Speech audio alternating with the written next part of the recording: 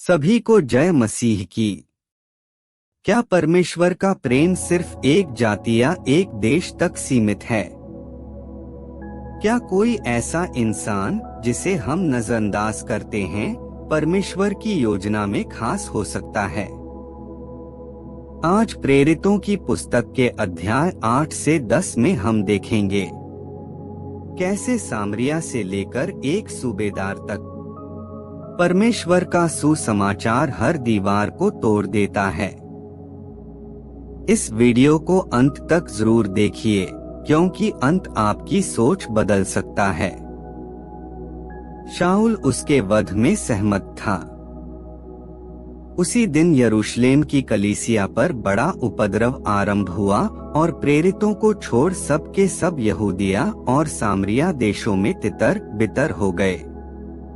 कुछ भक्तों ने स्तिफनुस को कब्र में रखा और उसके लिए बड़ा विलाप किया।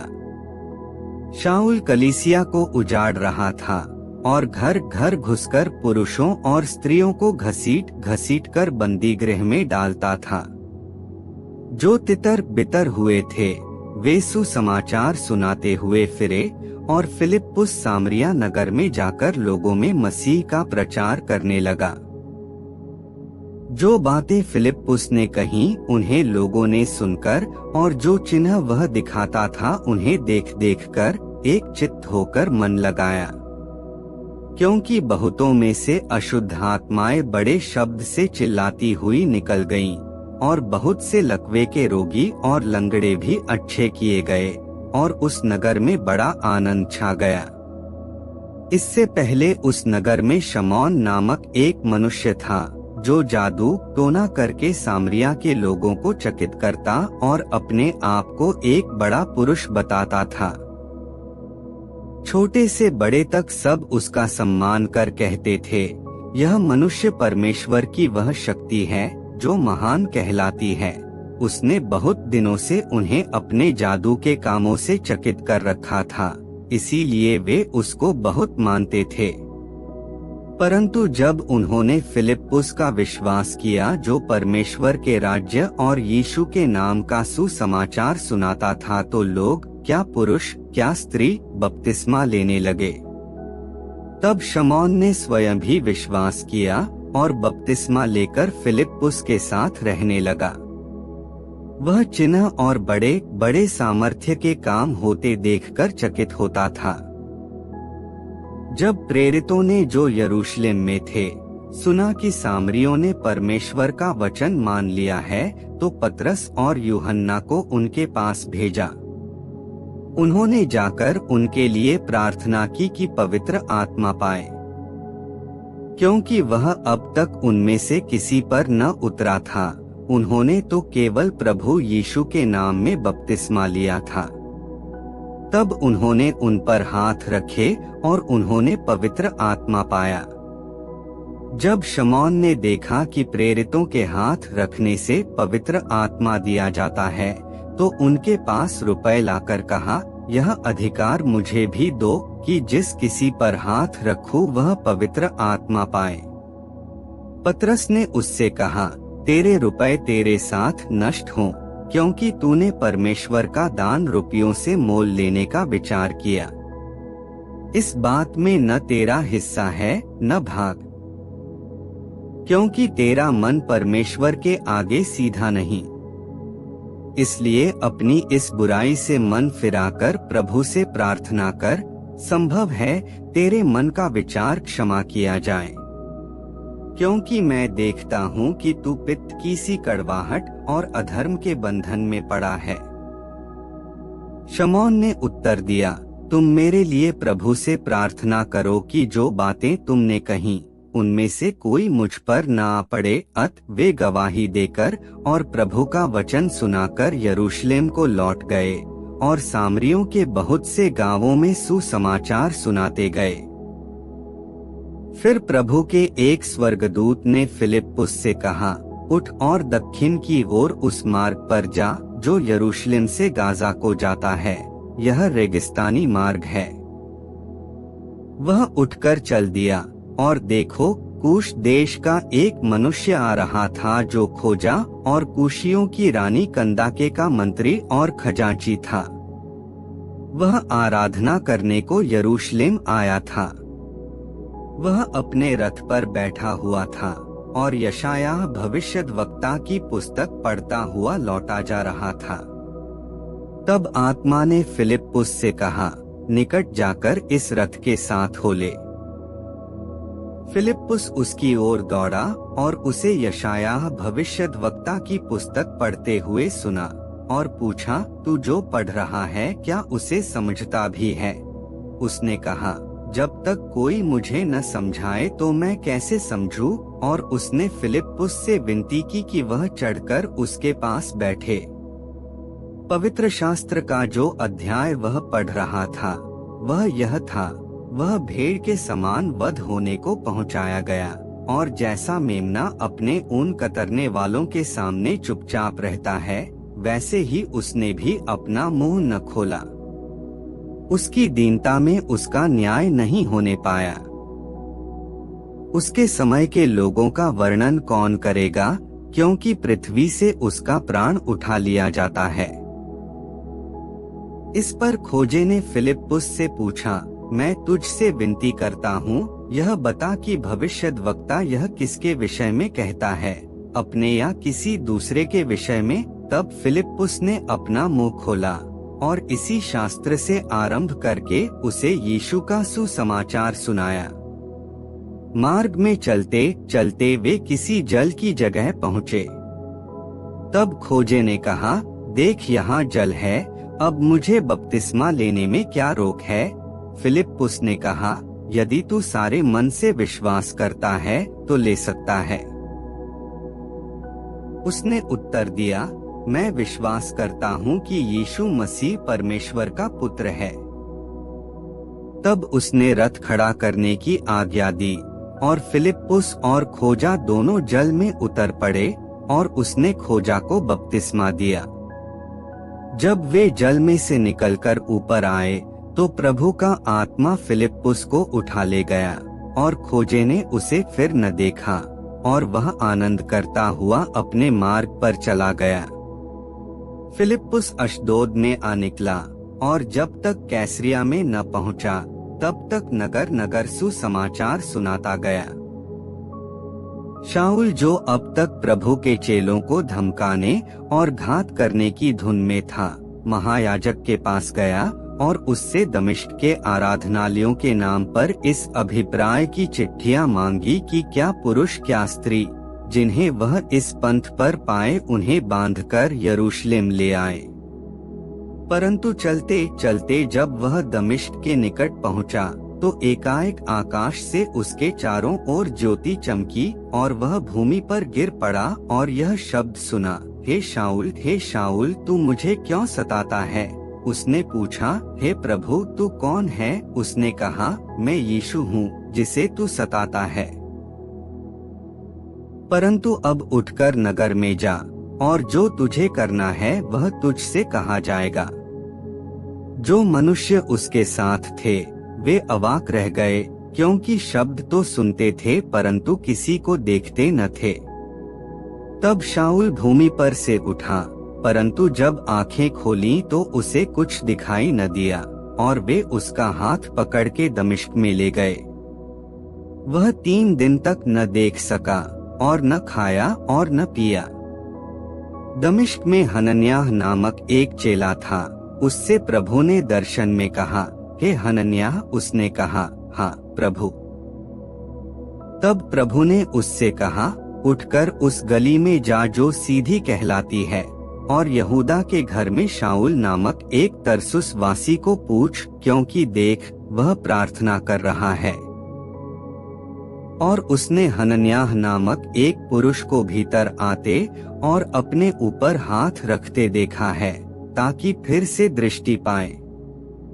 हनन्याह ने उत्तर दिया, हे प्रभु, मैंने इस मनुष्य के विषय में बहुतों से सुना है कि इसने यरूशलेम में तेरे पवित्र लोगों के साथ बड़ी बड़ी बुराइयां की हैं, और यहाँ भी इसको प्रधान याजकों की ओर से अधिकार मिला है कि जो लोग तेरा नाम लेते हैं उन सब को बांध ले, परंतु प्रभु ने उससे कहा, तू चला जा, क्योंकि वह तो अन्य जातियों और राजाओं और इस्राएलियों के सामने मेरा नाम प्रकट करने के लिए मेरा चुना हुआ पात्र है।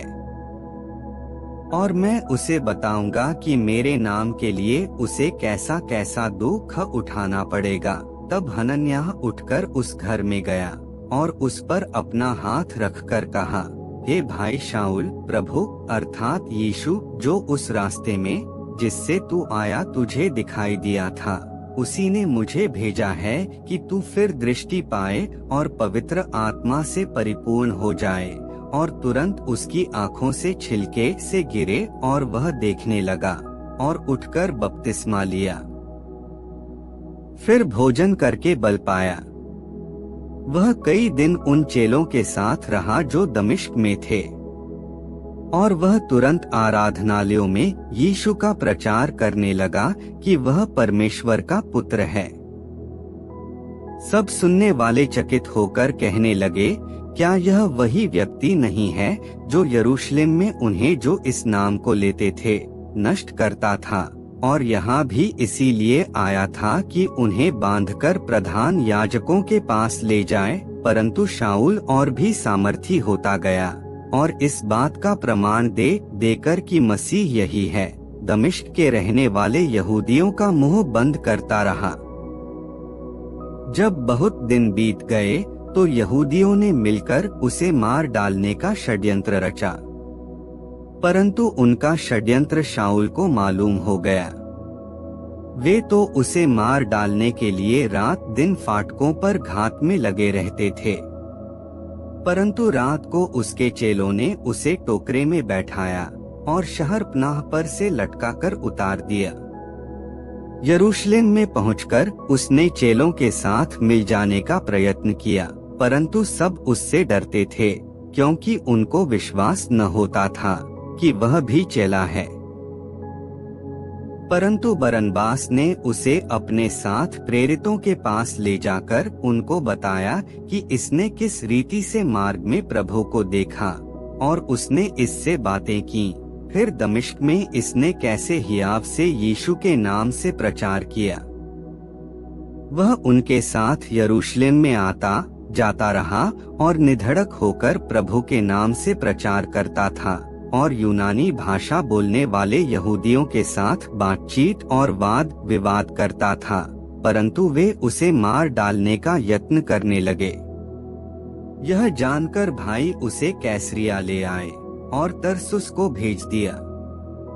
इस प्रकार सारे यहूदिया और गलील और सामरिया में कलीसिया को चैन मिला और उसकी उन्नति होती गई और वह प्रभु के भय और पवित्र आत्मा की शांति में चलती और बढ़ती गई।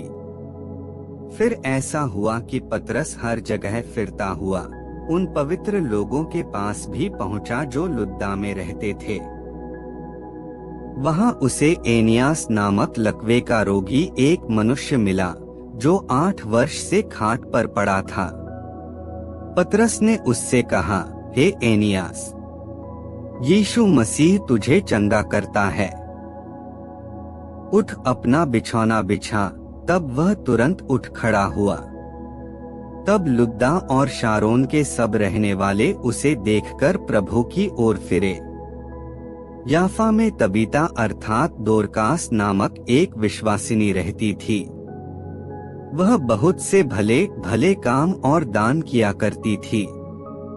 उन्हीं दिनों में वह बीमार होकर मर गई और उन्होंने उसे नहलाकर अटारी पर रख दिया। इसलिए कि लुद्दा याफा के निकट था।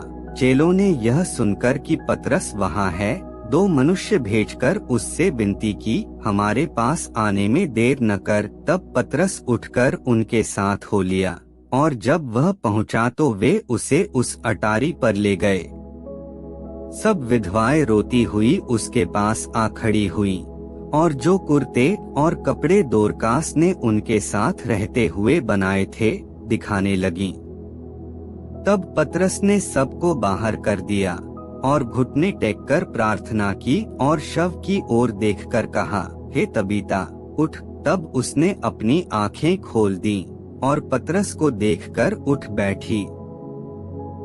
उसने हाथ देकर उसे उठाया और पवित्र लोगों और विधवाओं को बुलाकर उसे जीवित दिखा दिया। यह बात सारे याफा में फैल गई और बहुतेरों ने प्रभु पर विश्वास किया। और पतरस याफा में शमौन नामक किसी चमड़े का धंधा करने वाले के यहाँ बहुत दिन तक रहा। कैसरिया में कुरनेलियुस नाम का एक मनुष्य था जो इतालियानी नामक पलटन का सूबेदार था।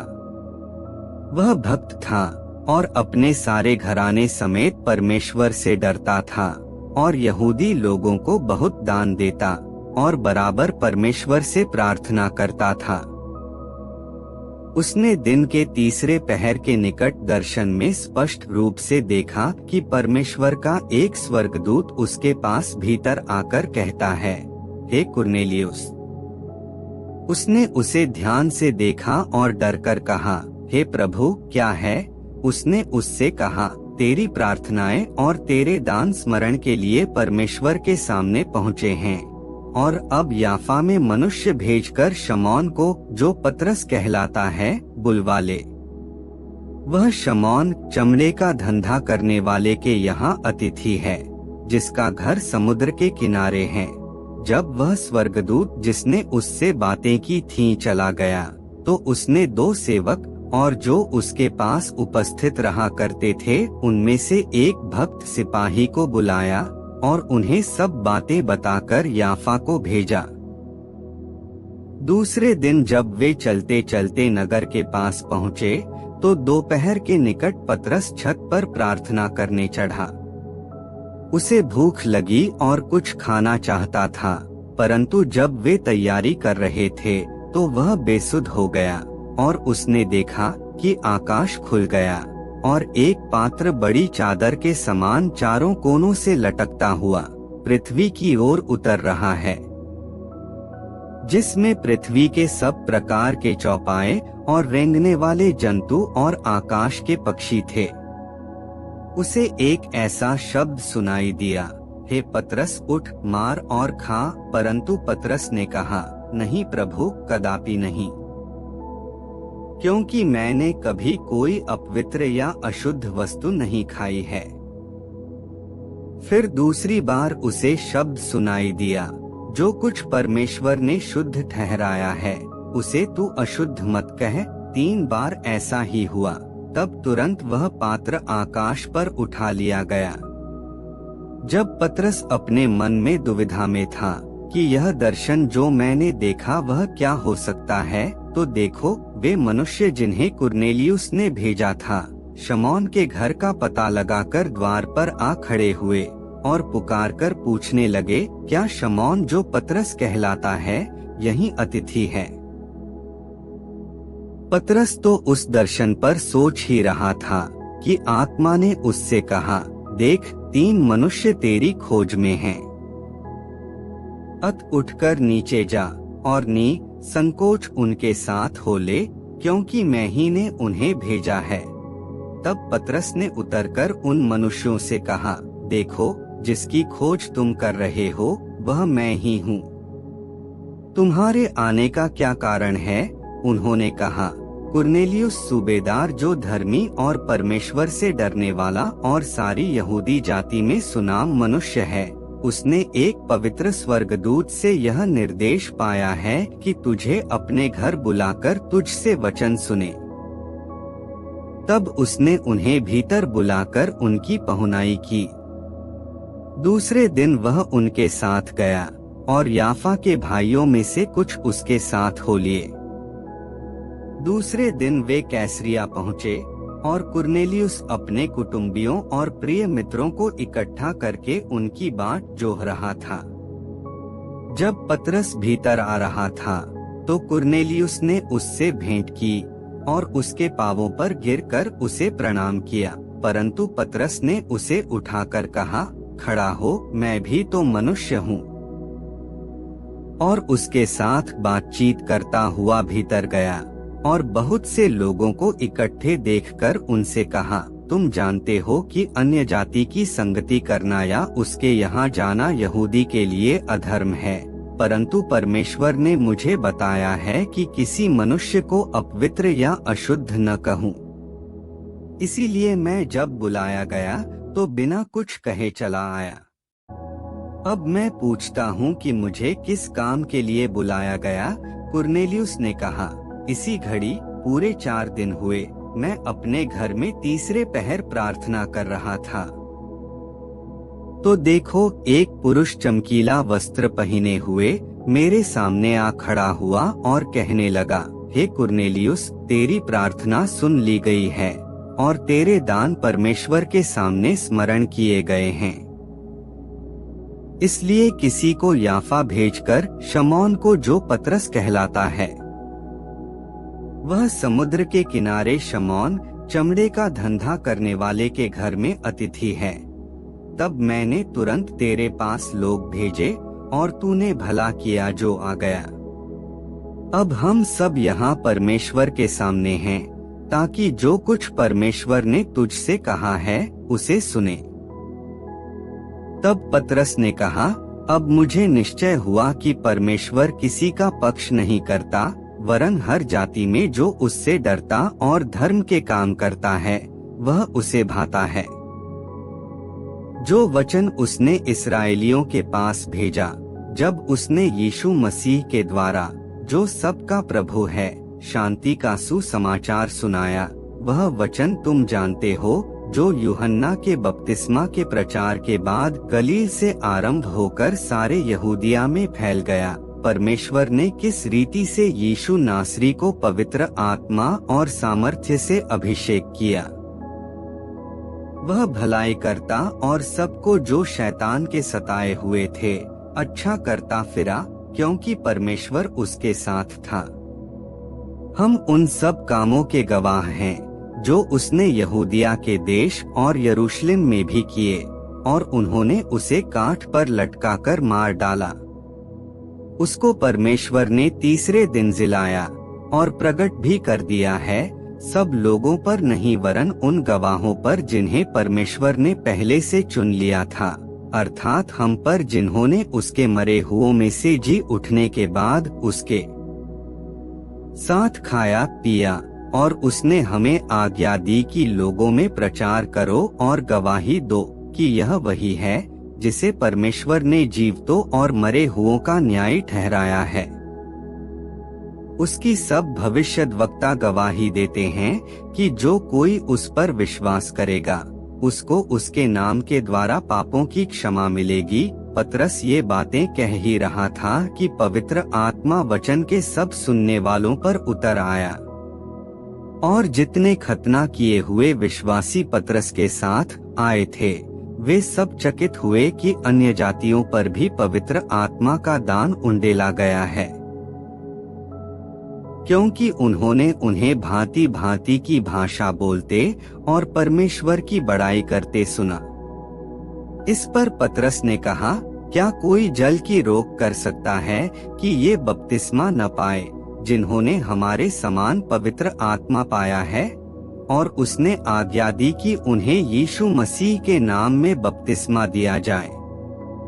तब उन्होंने उससे विनती की कि वह कुछ दिन और उनके साथ रहे। आज सवाल यह है, क्या हम भी उन लोगों तक सुसमाचार पहुंचने देते हैं जिन्हें हम अपने जैसा नहीं समझते?